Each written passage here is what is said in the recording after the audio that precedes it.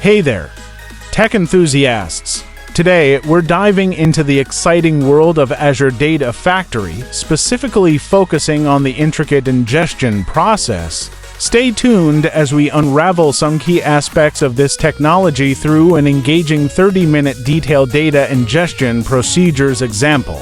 Kicking off our journey, we'll explore some fundamental standpoints and introduce the Azure hierarchy.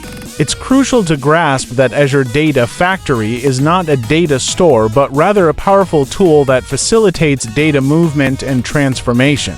For this instance, I've opted to work with an on-premise CSV file as my source, which will be extracted into our data lake store, Azure Data Lake Storage Gen 2.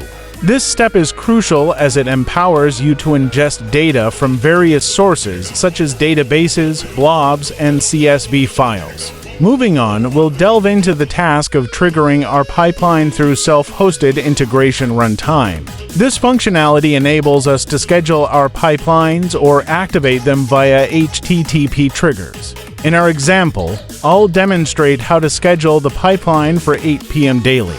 After setting up your schedule, it's time to configure your Data Factory pipeline. We'll begin by adding an Azure Blob Storage linked service and a dataset called source to store your target CSV file location and schema. Then, we'll add a copy activity by selecting Azure Blob Storage as our sink in order to move the data from the source to the sink. The final step involves scheduling the copy activity so it can run at 8 p.m. daily by specifying a cron expression in UI activity. And voila! We've successfully navigated through the 3 key steps of ingesting data into Azure Data Lake Storage using an on-premise CSV file as our source through Azure Data Factory. Thanks for joining me on this exciting journey. If you found this tutorial helpful, please give it a thumbs up and don't forget to subscribe for more intriguing tech insights coming your way soon.